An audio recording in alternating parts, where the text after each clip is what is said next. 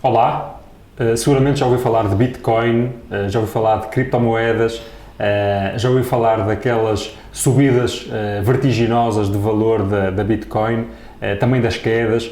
Tornou-se um assunto verdadeiramente viral, as pessoas começaram a falar deste tipo de temas que até há bem pouco tempo eram só do domínio de alguns especialistas. Começou a ser uma conversa corrente. Então eu achei por bem convidar aqui um conjunto de pessoas para que sabem muito sobre estas questões, para nos ajudarem a perceber de que é que se trata e para percebermos também se há de facto aqui uma oportunidade, se não há, se pode ser bem aproveitada, se não pode, como é que se pode aproveitar esta oportunidade, quais são os riscos que também encerra e, portanto, ao longo de algumas conversas, aquilo que vou aqui tentar fazer é destilar o conhecimento dos meus convidados para lhe entregar a si conhecimento já preparado para que depois possa tirar as suas conclusões e tomar as suas decisões. Desta vez tenho aqui comigo o Bruno Livi. O Bruno é brasileiro, já se vão perceber. E a primeira coisa que eu faria, Bruno, para além de te agradecer a disponibilidade para estares aqui comigo, para partilhares um pouco da tua experiência e do teu conhecimento, como é que tu chegas aqui, no fundo? O que é que tu aprendeste? De onde é que tu vens? Em que é que tu te formaste? Já sei que andaste por vários sítios do mundo. Queres-nos dar aqui uma panorâmica geral da tua vida para enquadrar? Claro, obrigado pelo convite, Hugo. Então, basicamente, eu, como o Fá comentou, eu sou brasileiro. Sou de Porto Alegre, do sul do Brasil. Eu já morei em, na verdade, 5 cidades, né? São Paulo, morei na Austrália, em Melbourne, Torino, na Itália, agora no Portugal. Em relação ao meu background, eu sou engenheiro de formação, mas eu trabalhei mais com consultoria estratégica no Brasil e na Austrália. Em relação a criptomoedas, eu acho que o que está mais relacionado dentro do meu background seria o fato de que eu comecei a investir desde muito cedo, desde adolescente praticamente, em ações, depois metais preciosos e em determinado momento eu passei a investir em criptomoedas e a partir desse momento venho focado basicamente... Ainda te lembras qual foi o teu primeiro contacto com a Bitcoin, provavelmente, não sei se foi a primeira moeda ou criptomoeda que tu conheceste, em que contexto é que isso ocorreu e qual foi a primeira reação que te causou, se consegues te lembrar? Acho que sim. Então, acho que a primeira vez que eu ouvi falar da Bitcoin em si, deve ter sido em algum online advertising. A primeira vez deve ter sido, sei lá, talvez algo em 2010 ou algo assim, bem cedo, mas eu não dei muita bola naquele momento ainda. Depois de algum tempo, em comunidades, no caso libertárias, eu comecei a ouvir mais sobre isso, certo? E em determinado momento, enfim, me juntei a um centro na Austrália, onde eu morava na época, em Melbourne, sobre blockchain e criptomoedas, onde eu frequentava basicamente toda semana e eu ficava, enfim, virou praticamente um vício. E o que é que te atraiu neste mundo? Foi a tua veia libertária? Foi o quê? Então, acho que isso certamente teve um papel muito forte. Então, o propósito por trás da Bitcoin, né, que ele é bem libertário. Mas, além disso, outras coisas. Foi quase uma conjunção de coisas que eu tenho interesse. Então, foi o propósito, no caso, né, bastante libertário. Também o fato de estar relacionado a finanças, que é algo que me interessa bastante, desde muito novo. Outro fato é que a matemática, ou digamos assim, os algoritmos são bastante complicados e eu tenho um interesse forte nisso. E eu acho que também, além disso, o potencial econômico e, por fim, ainda colocaria o impacto que isso pode causar na sociedade. Então é uma conjunção de interesses meus que me fez... Isso despertou o teu interesse. E depois, quando tu te apercebeste disso, e imagino que tenhas percebido que provavelmente sabias pouco naquele início, o que é que tu fizeste para te educares sobre este tema? Então, a partir do momento que eu realmente me dei conta de que a Bitcoin tinha o potencial de ser algo muito grande, eu fiquei quase todo o meu tempo livre estudando ela de diversas maneiras. Acho que foi cursos online, debates online, enfim, YouTube e outras redes onde se encontra vídeos, etc. e tal. Eu li livros sobre o assunto e o que mais? Discuti com pessoas sobre o assunto, fui em eventos, basicamente tudo que eu podia ter feito. E tu hoje, passado tantos anos, continuas, imagino, a estudar estes temas. Qual a percentagem do teu tempo ou quantas horas por dia consegues partilhar é que tu dedicas a este assunto? Olha, eu diria que praticamente full time hoje em dia, porque, enfim, todos os meus projetos basicamente estão envolvidos nisso agora. Tanto profissionais, até de interesse pessoal, eu estou praticamente full time nisso. Muito bem. portanto são muitas horas já Sim. de conhecimento acumulado nestes temas. O teu primeiro investimento foi em Bitcoin? Sim, meu primeiro investimento foi em Bitcoin. E depois mantiveste só Bitcoin ou já diversificaste? Então, eu comecei pela Bitcoin há algum tempo. Basicamente, antes eu sou bem cauteloso para investimentos, então antes eu investi em Bitcoin, na verdade eu li o white paper mais de uma vez, pesquisei as fontes e tal. E depois que eu tive uma confiança, eu investi em outras criptomoedas. Então agora eu tenho diversas delas. E é isso. Tu disseste há pouco que desde muito novo começaste a fazer alguns investimentos de natureza financeira, não é? Até que ponto é que isso foi importante ou é importante, essa literacia financeira, para este trabalho, ou pelo menos para investimentos em criptomoedas?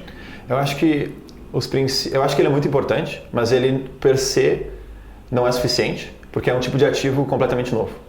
Então, certamente tem princípios de investimento que podem ser, digamos, derivados de princípios que se usam em ações ou metais preciosos e outros tipos de ativos, mas tem alguns que são únicos a criptomoedas e é necessário que se aprenda para poder realmente entender o que está por trás de cada uma delas e investir com conhecimento. Mas tu aconselhas que alguém que não tem conhecimento de investimento comece a fazer algum tipo de investimento em Bitcoin ou outras moedas? Olha, ou devia educar-se primeiro em questões básicas de investimento financeiro? Então, eu acho que a educação em questões básicas de investimento financeiro, ela é importante. Eu acho que diria que é necessária caso tu vá investir o teu dinheiro em ativos, em criptoativos ou outros ativos, mas também pode se optar por investir em algum fundo de investimentos que se confie ou algum profissional de investimentos que te aconselhe. O que é isso de um fundo de investimento?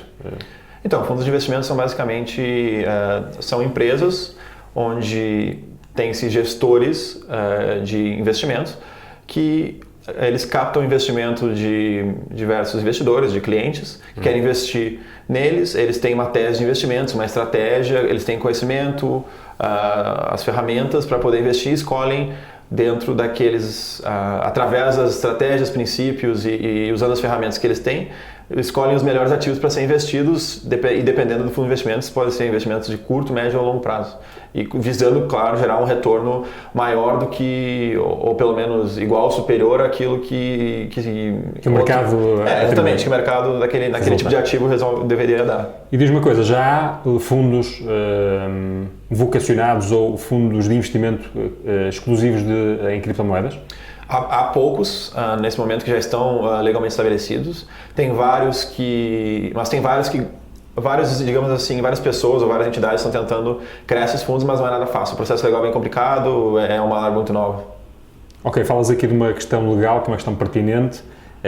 Estás-te a referir aos fundos, mas tem surgido nas notícias algumas notícias ou algum ruído, não sei bem, sobre este tipo de investimentos, com alertas até de instituições muito relevantes. Investir em Bitcoin, por exemplo, se eu investir em Bitcoin, estou a cometer alguma ilegalidade? Em Portugal, não. Na grande maioria dos países, não, mas existem países em que é ilegal investir em Bitcoin. Marrocos é um exemplo. Se não me engano, Bolívia também é. Ok. E como é que se investe nestas coisas? É porque toda a gente, já se percebe aqui que pode ser interessante, etc. Mas como é que se investe? Então, tem algumas maneiras de se comprar Bitcoin ou outras criptomoedas, seja para investimento ou seja para uso direto. O mais óbvio é através de exchanges. Exchanges, no caso, seria uma corretora em português. E esse meio é basicamente um meio onde se faz um cadastro em uma plataforma online, que é essa exchange, e se deposita, no caso, euros ou outra moeda, e se compra as criptomoedas diretamente. Basicamente, tão simples quanto isso. Então, deixa-me ver se eu consigo perceber. Portanto, abres uma conta numa dessas corretoras, numa exchange, depositas lá o teu dinheiro, dólares, euros, o que seja, e com isso compras as moedas que tu quiseres. Como é que há todas as moedas, o que é que podes comprar?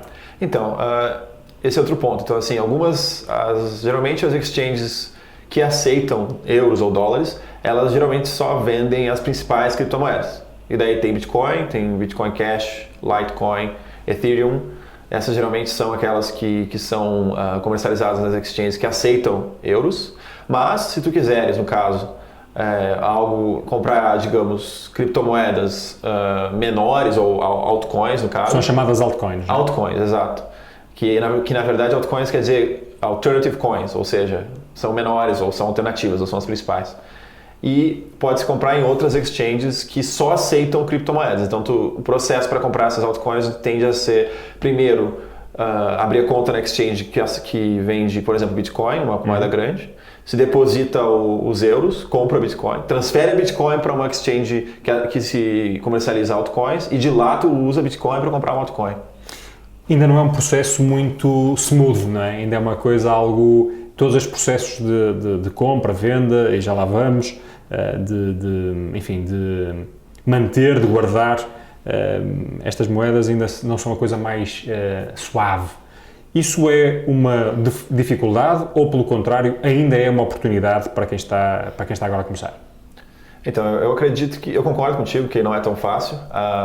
Para quem não é, digamos, não está muito na área de tecnologia ou está um pouco afastado disso, eu acho que sim, é uma dificuldade, mas claro, em toda dificuldade é uma oportunidade para melhora e criar um produto que é mais user-friendly e, portanto, facilitaria o caminho para a compra de moedas menores ou algo assim. E porventura imagino, diz-me se pensas da mesma maneira, que é precisamente por ser difícil que quem tiver a resiliência para fazer investimentos agora pode ser mais bem recompensado mais tarde, porque quando for super fácil como hoje é comprar euros ou dólares, provavelmente os retornos já vão ser menores.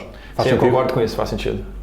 Acredito que seja verdade, até porque por mais que se fale muito em Bitcoin, enfim, na mídia, etc e tal, as pessoas ouvem falar, mas poucas pessoas de fato investem em Bitcoin no geral ou em outras criptomoedas, e desse percentual de pessoas, pequeno percentual que investe em criptomoedas, se investe ainda um pequeno percentual do capital que se tem para investir. Então ela ainda é um mercado muito pequeno. O mercado global de criptomoedas, se não me engano, eu olhei hoje, estava menos de 500 bilhões de dólares, que comparado com o mercado de ações no mundo não é nada, certo? Por falar nesse tipo de cuidados do ponto de vista financeiro, o que é que deve ser uma preocupação do investidor ou de alguém que queira alocar algum do seu dinheiro a Bitcoin e outras moedas? Que princípios é que deve ter de gestão deste tipo de ativos? Então, eu acho que assim, de uma maneira geral, acho que dando um passo atrás só, eu acho que pensando em investimentos de uma maneira geral, é importante ter um portfólio diversificado de investimentos para reduzir os riscos, certo? Então, isso é um ponto, tá? Então, investir todo o seu capital, todo o seu savings, todo o dinheiro que você tem guardado em criptomoedas, eu não aconselharia. Eu acho que muito pouca gente aconselharia isso. É arriscado e é muito volátil. Mas, dado que vai se investir uma parte dos seus investimentos nisso, é importante também diversificar dentro das criptomoedas se, claro, a pessoa tem capital suficiente para fazer isso, porque às vezes, se não se tem muito capital para investir em criptomoedas, o custo de diversificar não compensa a redução do risco que se ganha com isso. Interessante. Então tem esse ponto também. Além de outras questões, por exemplo, de segurança, que se pode pensar que são específicos de criptomoedas, já que há o risco de ser hackeado em uma exchange, por exemplo, em uma corretora. Eu ia te perguntar precisamente isso, mas antes de vermos quais são as questões como é que se, enfim, previne o roubo, etc. Já vendeste alguma vez algumas das suas moedas? Eu vendi já, não um grande percentual, mas já utilizei para comprar algumas coisas, serviços. E o processo de venda foi tranquilo? Sim. Como é que se faz? Certo. O processo de venda pode ser feito também na corretora em que se comprou. Se quer vender por euros, faz o mesmo processo que se fez para comprar a criptomoeda naquela corretora. E depois se tira o dinheiro da corretora, que é um processo um pouco diferente e varia muito de corretora para corretora. Mas tipicamente é o quê? Transformas o dinheiro que tens nessa corretora para a tua conta bancária ou há outros modelos? Geralmente é isso, vai da corretora para a conta bancária. Geralmente tem uma taxa para retirada, mas é isso. Eu aposto que vai haver muita gente que nos está a ouvir agora e pensa, mas isto é tão complicado, mas isto afinal é dinheiro, é como se fosse dinheiro, dólares, euros, o que seja, ou é outra coisa qualquer. Ou seja, eu se estiver com o meu dinheiro, transformar o meu dinheiro euros através de uma exchange, eu só com isso já tenho Bitcoin, ou para ter mesmo Bitcoin ou outras moedas tenho que fazer um processo adicional? Não, para se ter, no caso, para se comprar Bitcoin, basta ir no exchange e trocar, no caso, euros por Bitcoins. A questão é que ter a criptomoeda, ou uma Bitcoin, no caso, em uma exchange, limita um pouco o que se pode fazer com ela, certo? Então, o que eu recomendo, no caso, depois de se comprar numa exchange, se tu quer utilizar, é tu guardar em uma carteira, que se chama uma wallet, que tem diferentes tipos, para depois se utilizar ela para comprar coisas ou para qualquer outro motivo. Mas a Bitcoin, afinal, é o quê? Então, a Bitcoin ela é a primeira moeda digital, certo? E ela que foi inventada, que é descentralizada, certo?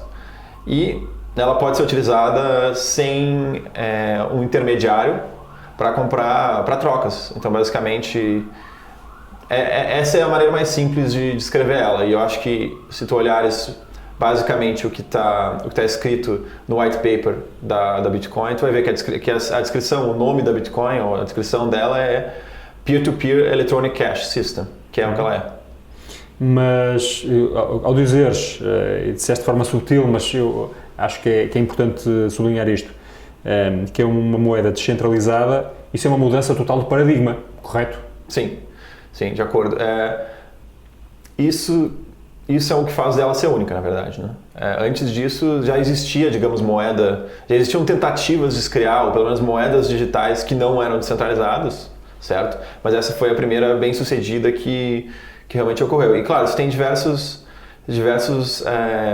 consequências, certo? Eu acho que a mais importante dela é o que se chama de censorship resistance, ou resistência à censura, em português.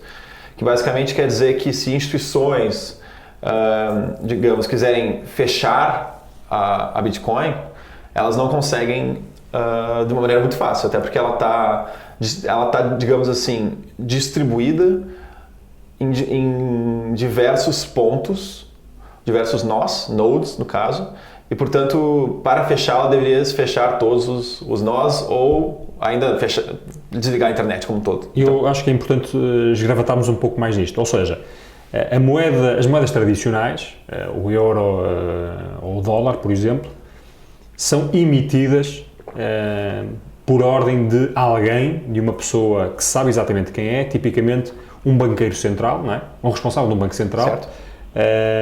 Seja a Reserva Federal Americana, seja o Banco Central Europeu, e portanto alguém que diz imprima-se mais dinheiro, não é? Portanto, é algo claramente centralizado. Aquilo que o criador, seja ele quem for, da Bitcoin e de outras criptomoedas procura fazer vamos criar uma forma de dinheiro que não seja centralizado, que seja distribuído. Então, explica-me, mas at the end of the day, a Bitcoin é o quê? É código que anda em algum lado? Como é que aquilo se transforma? Como é que há alguma dimensão física disso? Explica-nos mais um pouco. Então, acho que falando um pouco mais sobre isso, ela é 100% digital, tá? Então, se alguém quiser te oferecer uma Bitcoin física, é golpe, não compre. Importa dizer isso, né? É importante falar isso, na verdade, para quem não conhece. Acho que, além disso, como tu falaste, a emissão é descentralizada. Mas como é que se processa, sendo descentralizada? É o código original que estipula a Bitcoin foi desenvolvido por alguém e, portanto, nesse código está previsto como é que essa moeda é emitida, é isso? Isso, então basicamente é o seguinte, eu vou fazer uma comparação com a Fiat Money que se fala, né, que é, por exemplo, o euro, com a emissão da... Fiat significa o quê? Significa confiança em latim, no caso. E confiança em quem? Confiança no emissor, que é, no caso, uma pessoa, um grupo de pessoas que gerencia o Banco Central, tende a ser, pelo menos em quase todos os países desenvolvidos do mundo, é assim. No caso da União Europeia tem-se o Banco Central Europeu, né? E no caso dos Estados Unidos, por exemplo, tem o Federal Reserve. E, bom, basicamente, no sistema tradicional, o que se tem é que a emissão, que se confia no emissor, ou deveria se confiar, no caso, no emissor, certo? Que é quem gerencia o Banco Central, de que ele vai emitir só uma quantidade, digamos, razoável de moeda, de forma a não desvalorizar aquilo que se guarda em euros. Até porque se quem está por trás dos bancos centrais emitissem muitos euros, por exemplo, no caso do Banco Central Europeu, o quanto se guarda passaria a valer quase nada. Em alguns casos até isso acontece, em muitos países, no caso, assim, o Zimbábue é um exemplo, Venezuela é outro. No caso a inflação, não é? A hiperinflação, no caso desses dois países, ainda mais.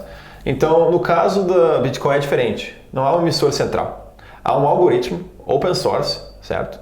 Em que em que é previsto quantas Bitcoins serão emitidas em cada momento do tempo até o fim da história. E desde a sua incepção, desde janeiro de 2009. Então, o que isso quer dizer? Quer dizer que dá para saber exatamente quantas Bitcoins tem em todo o sistema, no mundo inteiro, hoje. Isso deve estar em torno de 17 milhões agora. Sendo que o máximo é? 21 milhões, e vai chegar isso a 2140, no caso, e depois isso ela fica estável, ela não aumenta mais. Então é extremamente previsível e depende do algoritmo e é praticamente imutável. Mas eu ponho-me na pele de um advogado do diabo agora e digo assim, ok, mas qual é o problema com o modelo atual de dinheiro? Há o Sr. Mário Draghi, quer criar mais dinheiro ou menos, por, enfim, aquilo que for a sua leitura da economia. Por que carga d'água é que agora se deve criar uma solução não centralizada e que, pelo contrário, seja aí descentralizada ou na mão de algumas empresas privadas ou de outras entidades que não sei exatamente quem são no limite? Certo. Então, bom, primeiro, acho que a coisa mais importante aqui está na inflação, no caso, assim. Eu acho que assim, o Banco Central ele tem liberdade para gerar quanto de moeda ele quiser, por mais que ele seja, digamos, eleito, mais que os seus, digamos, quem esteja gerenciando o Banco Central seja eleito indiretamente pela gente, digamos assim, bem indiretamente. Ele tem liberdade para criar quanta moeda ele quiser e em muitos bancos centrais houve diversos problemas por causa disso, certo? Então, assim, como eu falei, o Zimbábue e Venezuela são exemplos óbvios, mas isso não foi só lá, e até nos Estados Unidos, por exemplo, o Federal Reserve, aqui eu não tenho certeza exatamente dos números, mas desde que digamos, explodiu a crise de subprime em 2008 nos Estados Unidos, a emissão de moeda por parte do Banco Central, ou direta ou indiretamente, foi gigantesca. Na verdade, a quantidade acho que James era o termo, de moeda base, ela aumentou, se não me engano, algo em torno de 400% desde aquele ano até hoje, entendeu? Então, assim, é algo que... E dentro da perspectiva libertária, se bem percebo, um dos perigos que se considera como um perigo relevante de haver uma estrutura central é a sua permeabilidade a pressões de grupos concretos, seja do governo ou outros grupos, correto? Certo. Portanto, torna a coisa menos livre, a economia menos livre do que um sistema descentralizado. Essa é um bocado também a utopia Bitcoin, correto? Claro, com certeza. Na verdade, esse é o objetivo, no caso, né? E até o pseudônimo que criou o Bitcoin, o Satoshi Nakamoto, ele discute esses pontos antes mesmo da criação. E é possível ver esses logs na internet, se vocês procurarem na internet, vocês conseguem achar. Então ele discute esses pontos e é interessante ver. Assim, o objetivo é bem claro, o objetivo é esse. É realmente separar a moeda, a emissão da moeda, ou a moeda como um todo, o dinheiro como um todo, do monopólio estatal. Muito bem, mas Bruno, vamos lá tentar ser um bocadinho mais concretos agora para se perceber, eu aproveito para aprender também, como é que, ok, esses são os princípios, mas como é que na verdade se vai emitindo essa moeda? Já que não é uma pessoa, é um algoritmo, então significa o quê? Que são as máquinas como? Sozinhas? Como é que se processa tudo isto? Certo. Então, é basicamente o seguinte, né? No sistema da Bitcoin, existe algo que se chama primeiro blockchain, né? Que é também uma palavra muito falada. Na moda. Isso. Então, esse blockchain basicamente é uma base de dados distribuída, fazendo assim long story short, simplificando. E o que essa base de dados ela descreve, no caso da Bitcoin? Ela descreve todas as transações que já ocorreram usando Bitcoin desde a criação da Bitcoin, certo? Então, e além disso, O que acontece? Há um sistema que, trabalhando junto com essa base de dados distribuída, que gera as moedas ao longo do tempo. Esse sistema ele é baseado, no caso, em que se chama de Proof of Work. Não se costuma traduzir muito, mas poderia dizer que é prova de trabalho, mas não se usa muito tradução em português. E basicamente as consequências desse algoritmo são que existem mineradores, certo? E mineradores aqui não é um minerador de físico, na verdade são computadores que estão resolvendo problemas matemáticos complexos que ajudam a, digamos, moldar ou a criar ajudam a determinar quais são as transações corretas dentro da blockchain, tá? Essa base de dados. E eles que, como conjunto, decidem quem tem quantas bitcoins dentro do sistema como um todo. Certo? Ou seja, portanto, há um código, há um algoritmo de base, é um software, não é? Que tem essas regras todas inseridas na sua criação, que é, quando está a correr nas máquinas, vai, de acordo com determinado procedimento, gerando Bitcoin, que depois pode ser detida pelas pessoas. É isto, é isto. Pronto. E o que a blockchain permite é que haja um sistema que é de registro global, partilhado, distribuído, em que toda a gente percebe o que é que toda a gente tem. Ou melhor, se cada transação é uma transação verdadeira. É isso? Que no fundo... ambos, é isso. Ok. E, portanto, esse minerador é uma máquina que, no fundo, valida estas transações. É isso? É isso. E o Proof of Work é, portanto, o quê? É essa validação que uma máquina tem que fazer?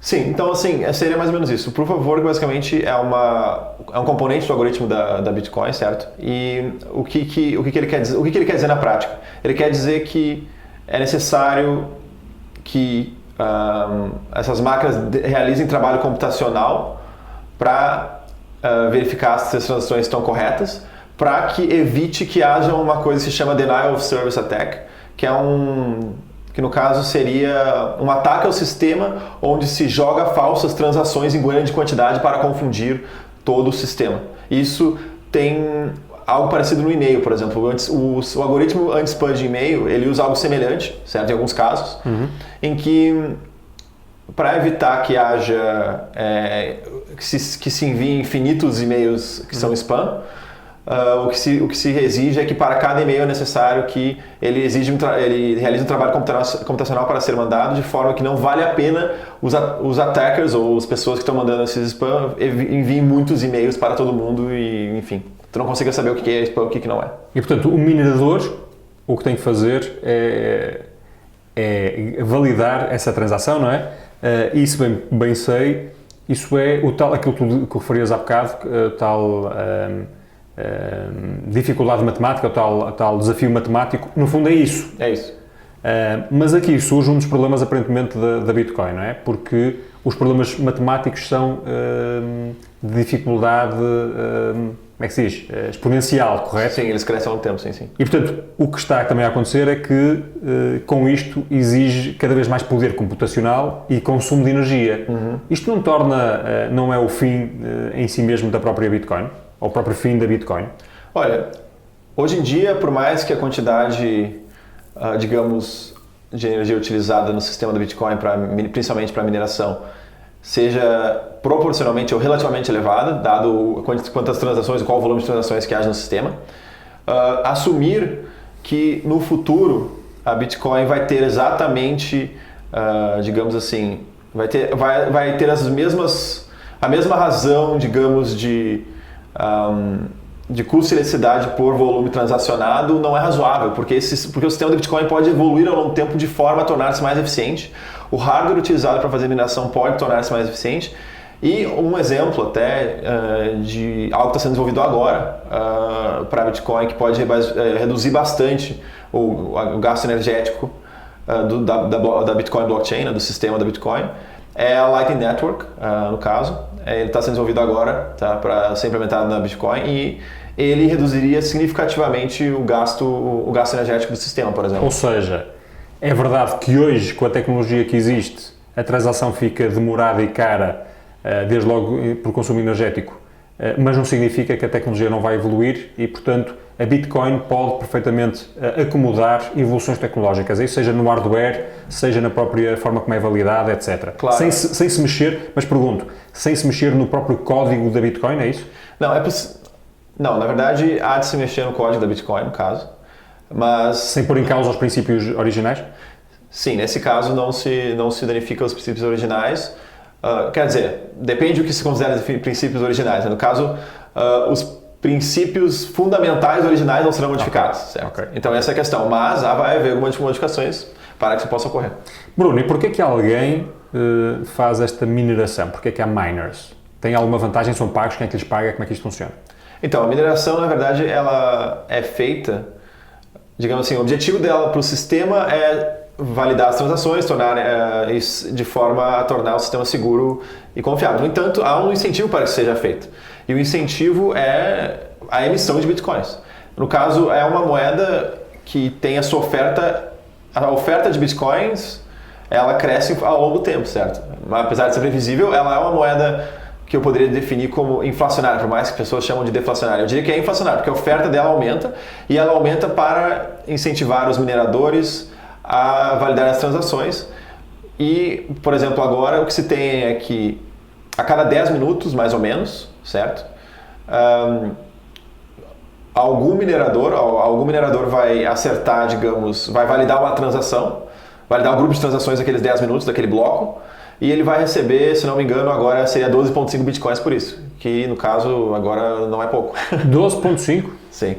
Ok, portanto estamos a falar, se tiver a valer 10 mil euros, é muito dinheiro já. Sim. Daí vem um incentivo. Claro. Mas isso portanto, isso vem das 21 milhões de bitcoins que podem alguma vez existir.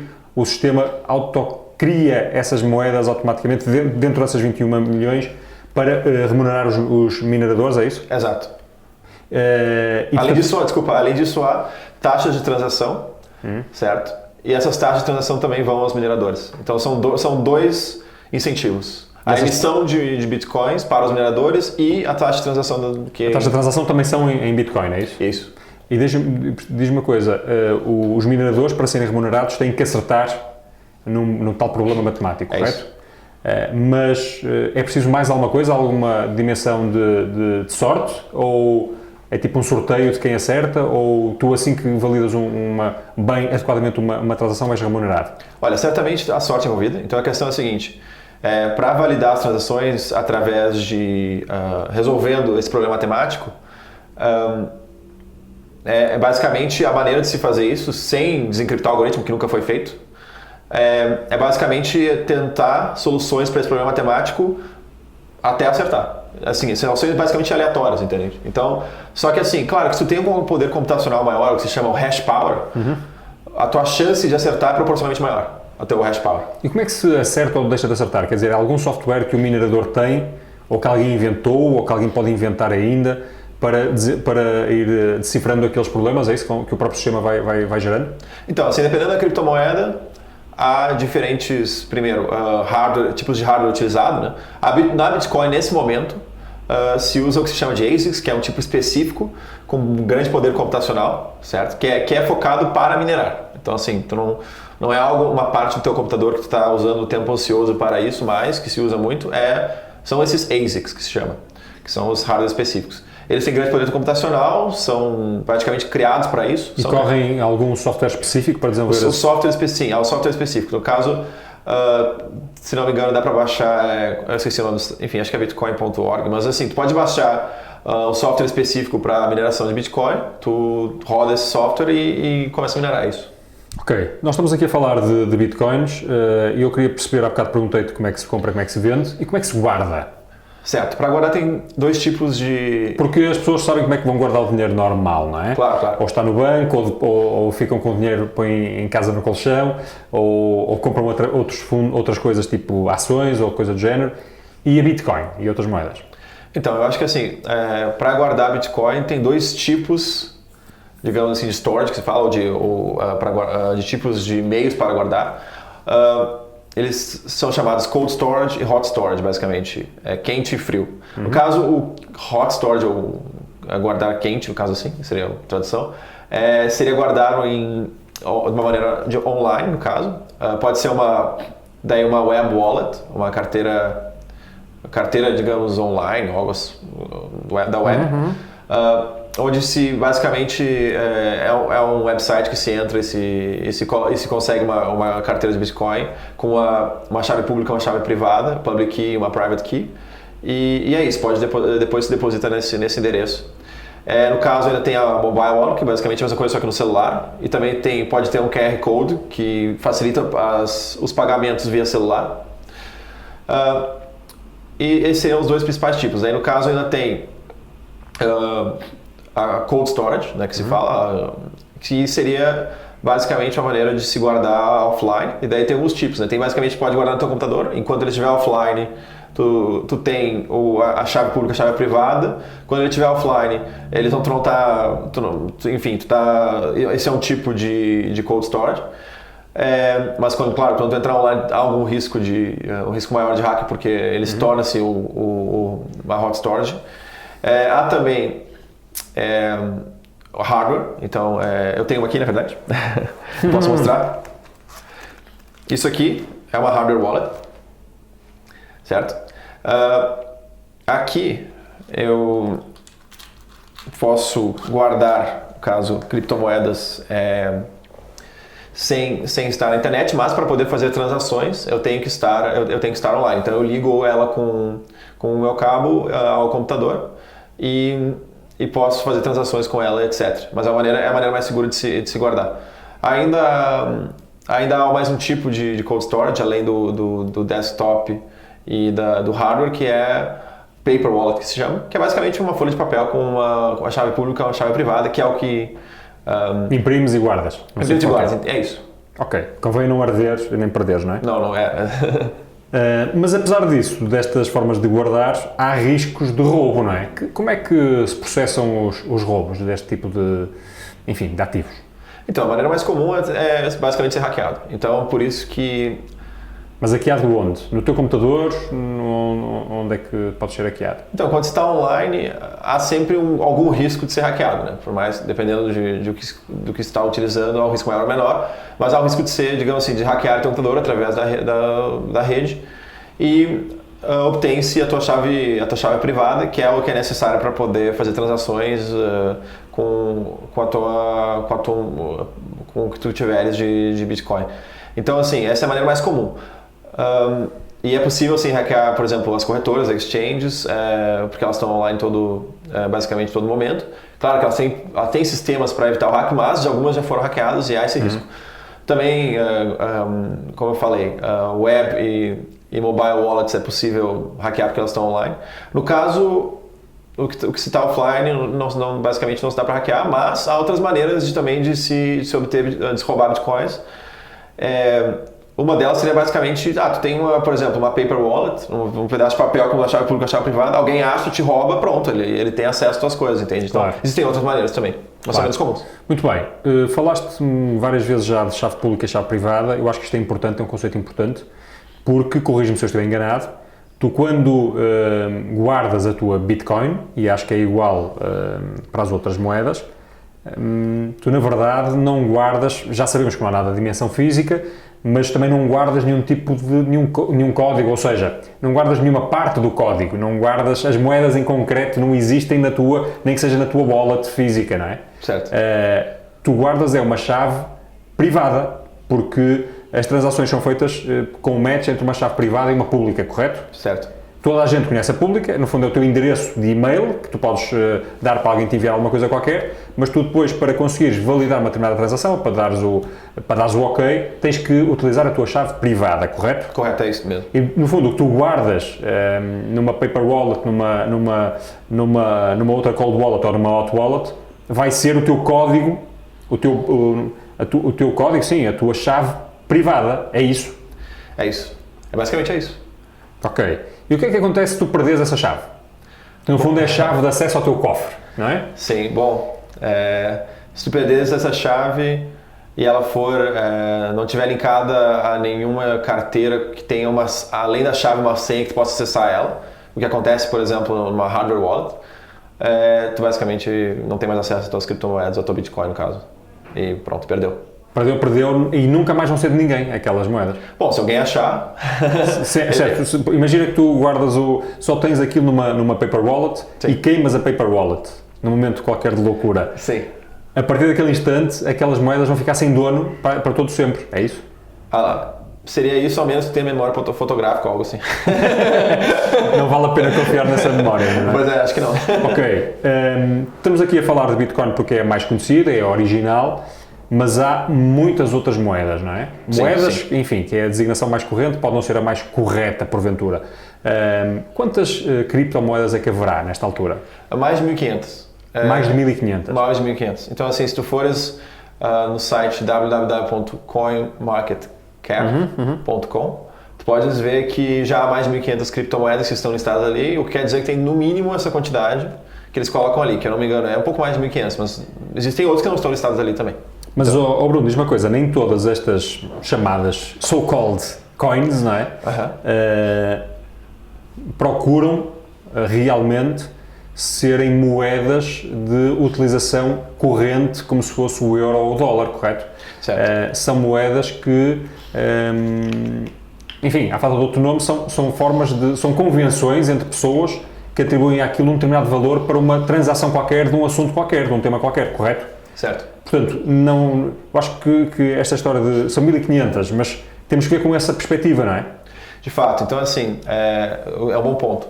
Quando perguntaste em relação a criptomoedas, eu generalizei para simplificar, mas na verdade, assim, eu chamaria de criptoativos, tá? De uma maneira mais geral, tem mais de 1.500 criptoativos. Dentro desses criptoativos tem aqueles que são utilizados como moedas e o objetivo deles é ser uma moeda, como a Bitcoin. E tem outros exemplos, a Litecoin é outro, por exemplo. Tem alguns que são basicamente mais parecidos com ações de uma empresa. Isso é muito comum de se ver enfim, mais recentemente, inclusive, onde diversas startups ou empresas até um pouco mais consolidadas estão fazendo o que se chama de ICOs. Initial Coin Offering. Initial Coin Offering, que é basicamente semelhante ao processo de IPO, Initial Public Offering, de ações, através da emissão de criptoativos que estão linkados a um percentual dentro daquela empresa. Ou até existem outros tipos de criptoativos que se chama Utility Tokens, que não são nem coisas, não são, digamos assim, criptoativos que devem ser utilizados como moedas diretamente, o objetivo deles não é esse, ou ações de uma empresa. São basicamente algo que a empresa emite que dá direito a se fazer algo dentro da plataforma daquela empresa. Então, vou dar um exemplo aqui. Eu esqueci o nome agora, mas enfim, existe uma startup que emitiu, eu acho que é Ethereum o nome da startup. Ela emitiu Utility Tokens, que basicamente servem para se comprar jogos online dentro daquela plataforma, certo? Ok. Então é um exemplo, mas tem vários outros exemplos. Assim. Mas tu terás sempre que utilizar dinheiro para comprar aquele token ou não obrigatoriamente? Sim, para comprar aquele token é necessário pagar dinheiro, ou Bitcoin, ou o que for. E a partir do momento que tem esse token é possível utilizá-lo para comprar jogos online dentro daquela plataforma que é a empresa deles. Ok.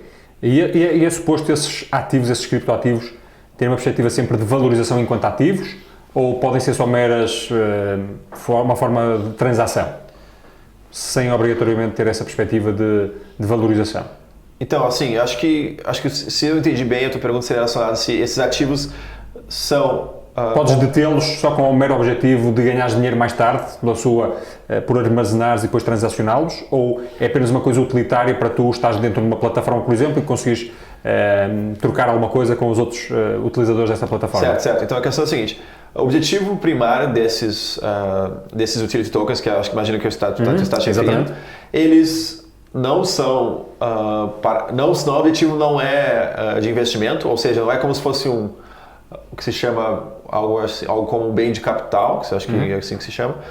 O objetivo dele não é esse, no entanto, pode ser que vale a pena usá-lo com esse objetivo. Então, por mais que eu tenha, por exemplo, eu posso pensar aqui que o ouro, o objetivo inicial de se extrair ouro talvez seja para uso para joias ou algo assim, mas se tu tivesse investido ouro em determinados momentos, ele teria sido um bom investimento, apesar de não ser... enfim. Não ter uma utilidade direta, não é? É isso. Então, assim, tem uma utilidade direta, mas pode ser usado como investimento também. Ok. Aliás, uma das coisas que se diz da Bitcoin é que a sua dimensão fundamental é de store of value, não é? É assim que se diz, correto? Store of value, sim. Reserva de valor. Exatamente.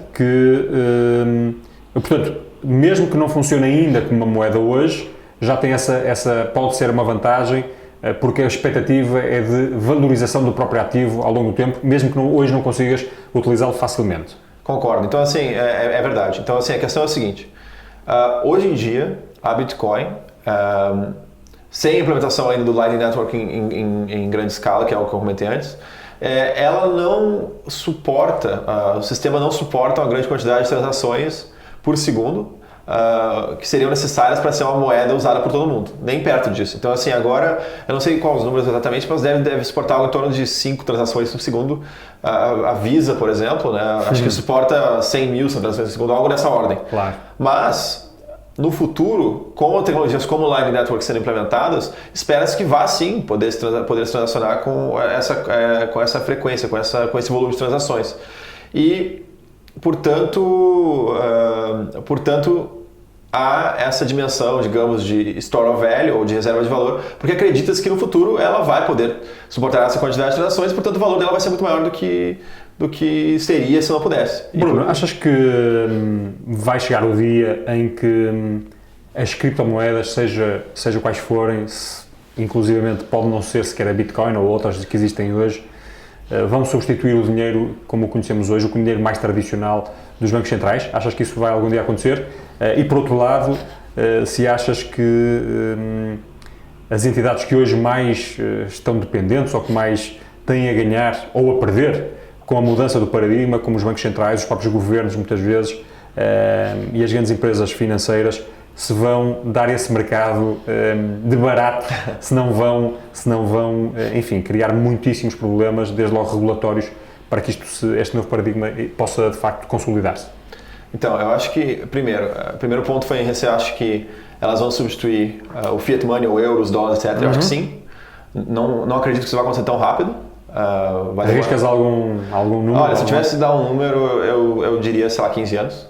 Tá? Eu acho que está evoluindo rápido, bem rápido. No entanto, enfim, como tu comentaste, há muita resistência por parte de bancos centrais e outras entidades que perdem com a entrada da criptomoeda, assim como a resistência da entrada do Uber pelos táxis, de maneira análoga pelo menos, e portanto isso pode atrasar o processo de adoção de massa das criptomoedas. Eu não acho que isso possa, digamos, terminar com todo o processo, a menos que se feche a internet. Eu acho isso muito, muito provável de acontecer, mas eu acho que sim, pode atrasar. E o que é que achas que os bancos centrais e a indústria financeira vai fazer para protelar ou tentar atrasar ou até tentar mesmo eliminar esta tendência? Então, acho que como eu falei, países como Marrocos e a Bolívia, eles baniram as criptomoedas, só que isso, como eu também comentei, isso atrasa, mas não elimina a utilização, porque por mais que se coloque uma lei proibindo, para executar na prática é impossível. É isso que eu te perguntar. Se bem entendo, as criptomoedas cumprem ou devem cumprir um objetivo, pelo menos quase todas, de anonimato, correto? Portanto, não sabe quem é o dono daquela moeda. Ainda que se possa ver, em alguns casos, as transações, correto?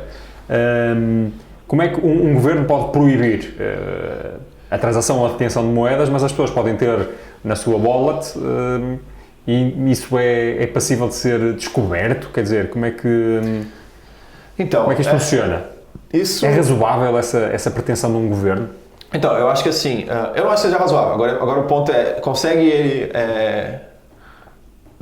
eles já tentam, no caso, assim, fazer isso, e assim, tem que especificar um pouco aqui, porque tem criptomoedas têm algoritmos diferentes, tá? A Bitcoin, ela não é anônima, ela é pseudônima, é uma coisa. Existem criptomoedas mais privadas como a Monero ou a Zcash, que elas são basicamente anônimas, tá?